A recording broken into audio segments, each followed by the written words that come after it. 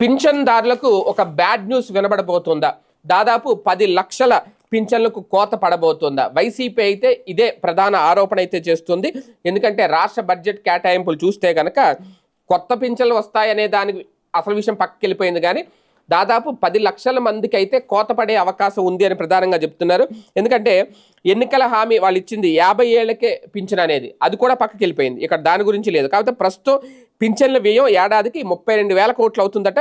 బడ్జెట్లో కేటాయించింది మాత్రం 27,518 కోట్లే. అంటే కూటమి సర్కారు 8 నెలల పాలనలో 1.90 లక్షల పింఛన్లు కట్ చేసిన ఇప్పటికే అనేది. ఈ కొత్త కేటాయింపుల ప్రకారం చూస్తే 5,000 కోట్లకు కేటాయింపులు ఉంటే సరిపడా కోతలు పెట్టాల్సిందే.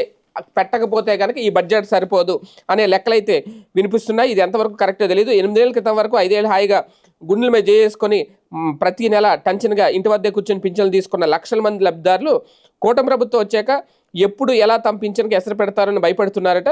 నిరుడు జూన్లో కూటమి సర్కారు కొలువు తీరాక పింఛన్లు కోత పడింది. నువ్వు తగ్గట్లుగా లబ్ధిదారులు అనర్హులు ఎక్కువగా ఉన్నారని ప్రచారం కూడా జరిగింది. అయితే ఇందులో ఒక స్పెషల్ డ్రైవ్ కూడా నిర్వహిస్తున్నారు. వికలాంగులకు సంబంధించి దివ్యాంగుల పింఛన్లలో కూడా కోత పడుతుంది. వాళ్ళు తీసుకునే సదరన్ సర్టిఫికెట్లు ఏవైతే ఉంటాయో దాన్ని మళ్ళీ మారుస్తున్నారు, కొత్త సర్టిఫికెట్లు కేటాయిస్తున్నారు. అందులో వాళ్ళకి వేసే పర్సంటేజ్ కూడా తగ్గిస్తున్నారు అనేది ప్రధానంగా వైసీపీ చేస్తున్న ఆరోపణ. ఏది ఏమైనా ఇప్పుడు ఓవరాల్గా చూసుకుంటే ఈ కేటాయింపులను బట్టి దాదాపు 10 లక్షల మంది పింఛన్లు కట్ అయ్యే అవకాశం ఉంది అని చెప్తున్నారు. దీనికి మరి ప్రభుత్వం ఎలాంటి క్లారిటీ ఇస్తుందో చూడాలి.